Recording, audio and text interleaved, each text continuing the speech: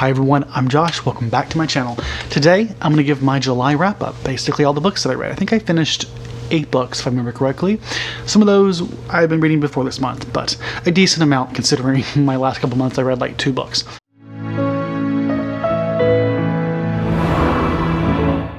So I'm trying to debate how I want to approach this because I have one book that I really want to talk a lot, but I don't want to let it take over the entire video. But at the same time, I'm excited to talk about it, so I'm just going to do it anyways. And the book I want to talk about is the last one that I read in July. It was July. Survive the Night by Riley Sager. Oh my god. Which was a thriller book by the famous author Riley Sager. I mean, most people know about him. If you are watching my channel, chances are you watch people who have read a lot of Riley Sager. This is my second one that I've read, and I wasn't planning on reading it. Largely because the first one was fine. I think I gave it 4 stars, but honestly didn't deserve that in retrospect, but it was fine.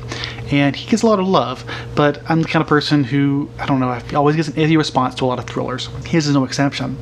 Now let's start out with my initial impressions of him as an author, even before I read the first book, which was last year's release, Lock Every Door. No, that's not right. The one was green, and that had to do with, the reference to Shirley Jackson's book. But the point is that I knew he sometimes dabbled in supernatural premises to stories, like he would explore the ideas, but I also always had the impression that as a thriller writer he never really went all the way, and that was an impression I had in the first book. It's one that I kept in the second book, and it wasn't as important in the second book, thankfully. But the other problem I have with Sager is that I have a feeling he's a safe author. Sure, dark things can happen in both books, but he's not Stephen King. He's not going to kill our characters off from the end. At least that's my impression of him, and I don't want to spoil it, but like it's just the impression that I've gotten, and I've asked other people who've read more of him. They seem to think that, oh yeah, you're right, he's just that kind of writer. He's not the kind of writer who takes a lot of risks, and that's kind of disappointing because I want to approach every story and I want to believe the thread, but it's hard to do that. That's an underlying problem that's just I have with Riley Sager. If you're someone who's read more of him, please tell me if I'm wrong.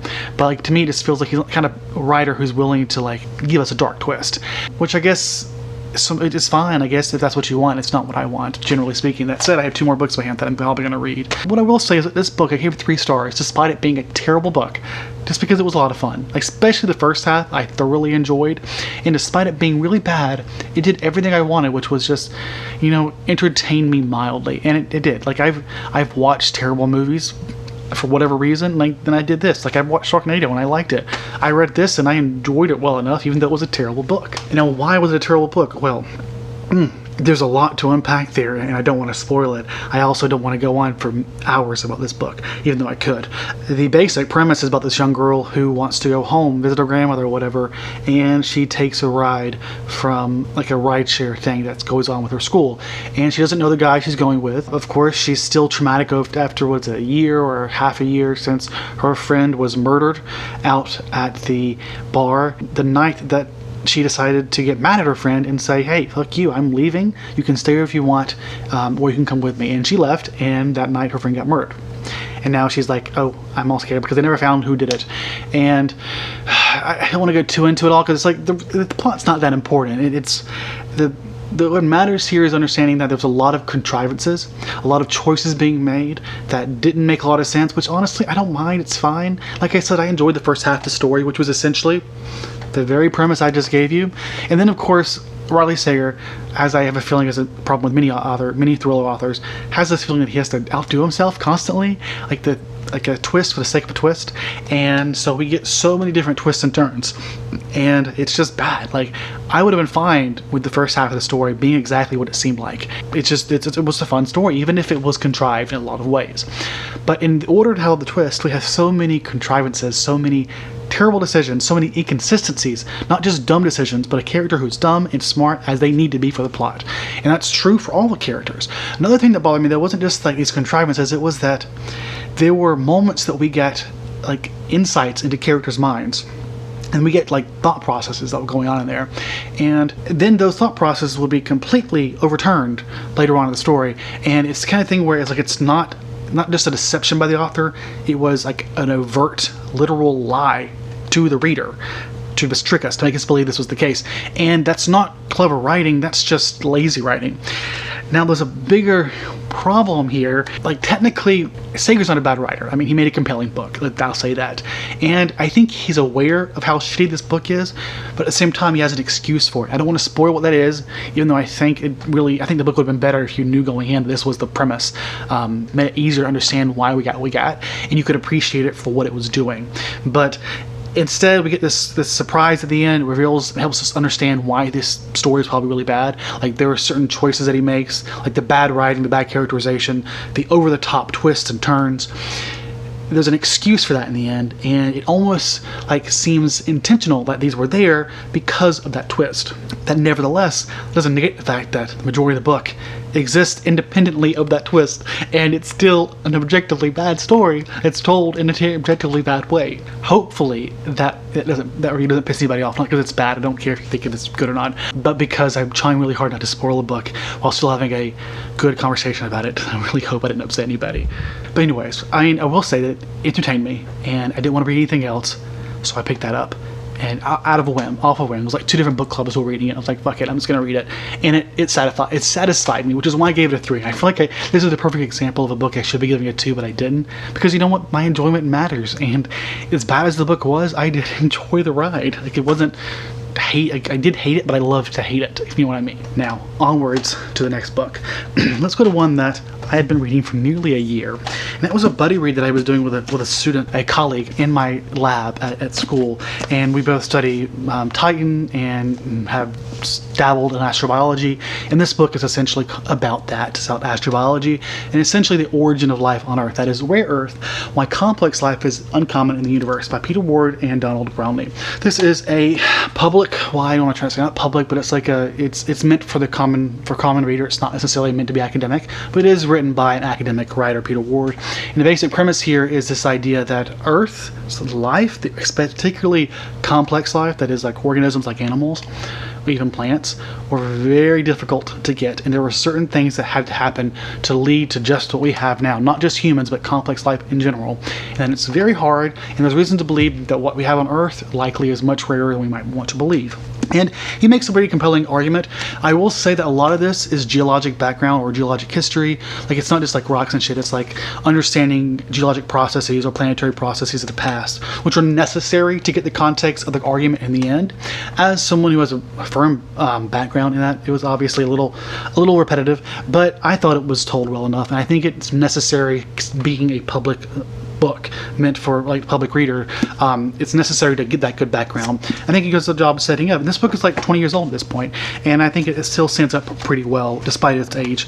So we finally finished it. I mean, we were reading like segments of it together, like a few times a week, and then the summer came up, and we both had our own things that got us distracted, and we couldn't read it. We finally got around to finishing because we were so close to finishing it, and it was a solid book. I want to say probably 3.5 stars. I don't know where. I'd probably say 3 to 3.5 stars if I had to. Like, I'm probably gonna putting a 3 on Goodreads. Actually, I think I did. I don't think I put a 4. Like, it's a solid book. It's still, I don't know, it got old.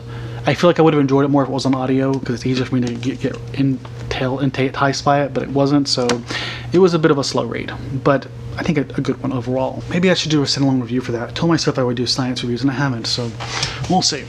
Next was a book that I actually talked about in my TBR for July, and this was a fantastic read. That was by Adam Speaker, Nancy Pelosi and the Lessons of Power by Susan Page. And I'm not sure how much I explained about how much I liked this in the TBR, because I didn't want to make it a review, but generally speaking, well-told book, well-written, and the narration was great by Susan Page. This is essentially the story of her life, but all revolving around Nancy Pelosi's life in politics. Like, we hit her early days, her early life, but the intent there is just as a means to set up a better understanding of her character as a politician.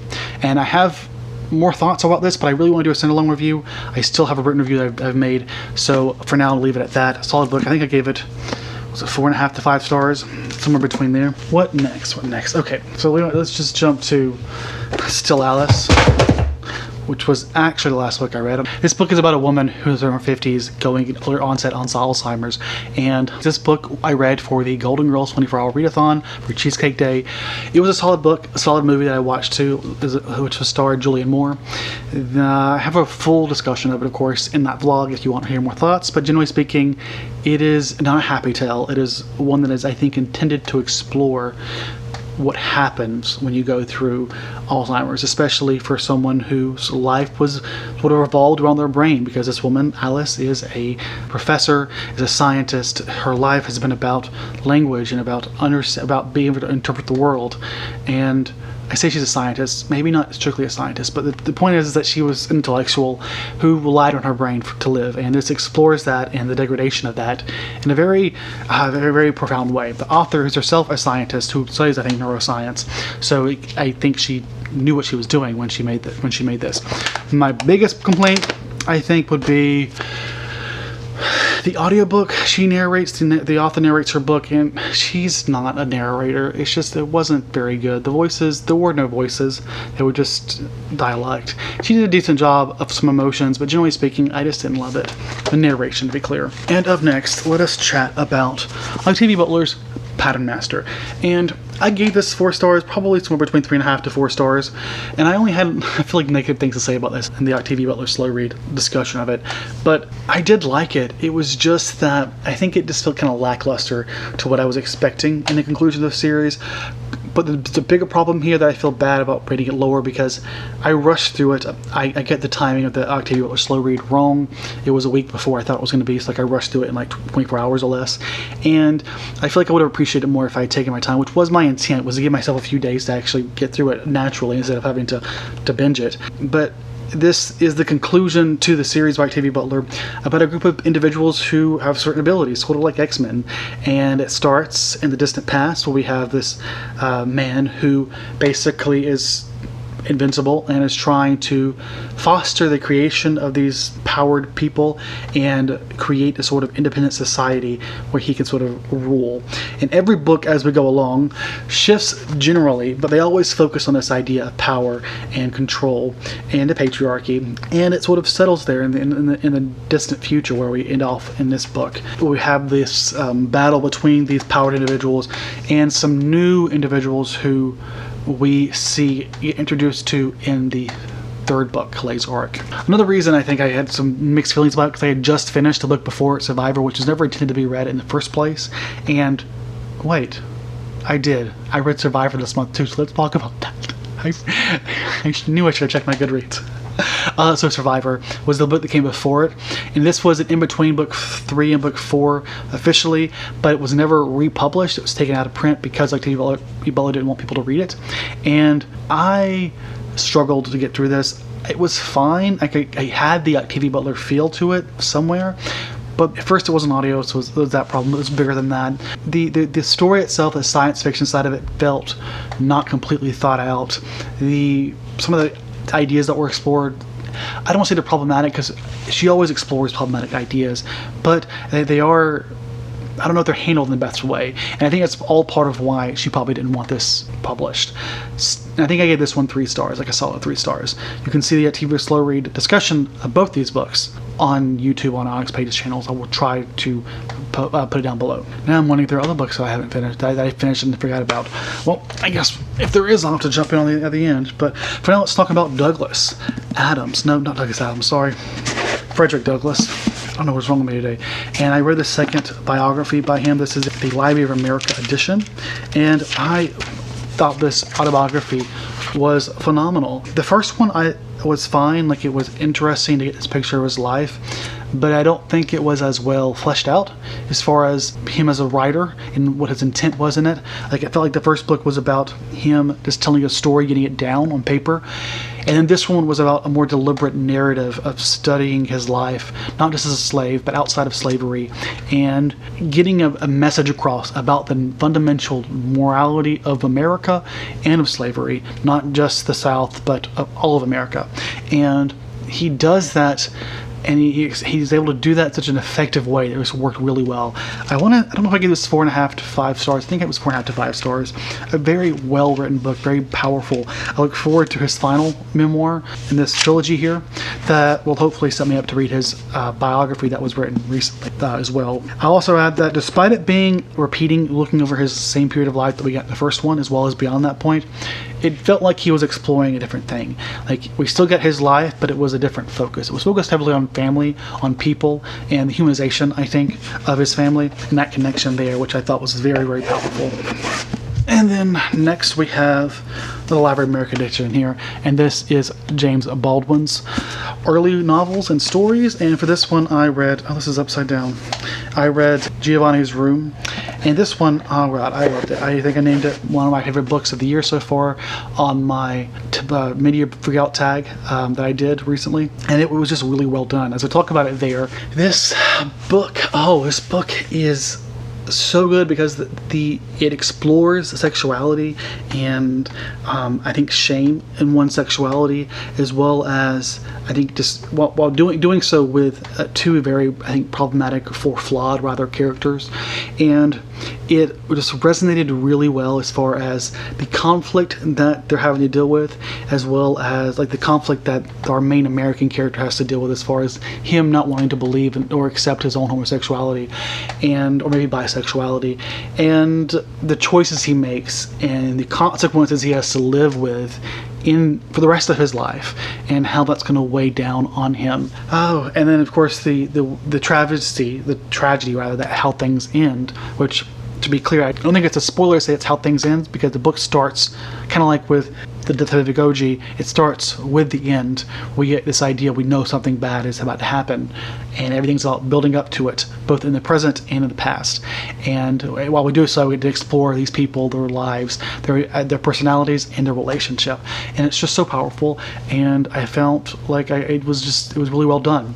It is a bit sexist. I'm afraid that does shine through, and I get the impression Baldwin was trying to counteract the sexist ideas with one female character, but if I remember correctly, I don't think it worked very well.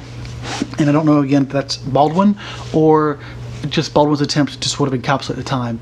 Probably a bit of both, naturally. I don't know much about his opinion of women and how he treated women. Anyways, moving on. Finally, we have a book that was one of the last that I read. I don't know why I felt the need that I had to have a hardback. At what cost? At what cost, I tell you? At what cost? This is just so shitty. This is The Glorious Cause, book one, actually, in the American Revolution or American History series by the Oxford History series. I read this because I really loved the second one of the series, which you might could see. No, it's all the way up there. Battle Cry of Freedom, Civil War. And I was like, I want to learn more. Particularly, I wanted to learn about the early America, and I guess they get a better picture of the intent of the early founders in the making of America and what their intent was as far as the Constitution and how everything was enacted. And I figured I need to start with this before I really do that. And I'm glad I did, because we get a good background here of the background, but of what preceded the American Revolution, and of course it also expends at least an eighth of the book. The last eighth of the book, exploring post the war and the way in which the Constitution came about, who fought for what, and what the intent was. The thing that I was talking about, what I wanted, was explored at the ending of this book. I think it really does it really sets up the next book. It makes me excited for it, even if this book itself was actually pretty poorly written, in my opinion. I think it's very dull in how it's written. It does a good job of exploring political ideas and social ideas in the time, which is what I really wanted from it. But naturally, it being a war novel, does explore battles heavily, and during those parts, it was really hard to read because I'm not interested in learning about a war, hearing about battles. And I think it was hard to follow, and it was only because of the intersection of the politics and social mindset behind those battles that I was really able to stay tuned. And even then, I had to pace myself. I let myself read other books in between this one and other ones. What was part of why I think I read Survive the Night, because all my books were read except for one, which was Black Reconstruction by W.E.B. Du Bois. And I've been trying something new where when I was reading this, I would try to read at least an hour a day, maybe a couple hours, and then I would let myself take a pause from it and read something else. And I didn't want to be reading two heavy topics at the same time. And hence me picking up Survive the Night. I was like, fuck it, I just need something to keep me entertained, and there's gonna be some conversations about it coming up, so why not just do it? And it helps. I'm trying the same thing this month as far as when I read Charles Dickens' book. Basically, it's helping me get through dense books that I want to read for various reasons, but always sometimes can struggle with. And I think it's actually really helping me get back in the groove of reading, as I have been reached this point where I was trying to basically challenge myself to the point of just throttling, like choking the reader side of me to death. I just didn't want to read, or was doing other things instead of it. This one, generally though, it was fine. I think I gave it a solid 3 stars. Not terrible, but also not great. One thing I didn't talk about was the exploration of slavery, and he does talk about black people and slavery a couple times, but it feels like a passing thought. We never get like a serious, deep discussion of it, and I do think it's a travesty, a flaw in the book itself, to ignore that aspect of it, at least to not deem it, I guess, worth a bigger conversation, because it just felt like it was a footnote in the larger story, which I think is just really a matter of framing, and of course part of the problem of how we remember history and how we want to frame it, which of course this book is clearly kind of old, so that was something I want to make note of. We've reached the end now. Actually, I'll check my Goodreads to make sure I didn't forget anything. Oh, that's everything. Perfect. Thank you so much for watching, and thank you for sticking to the end if you did. And I hope you have a great day and stay safe, and I'll see you all next time, okay?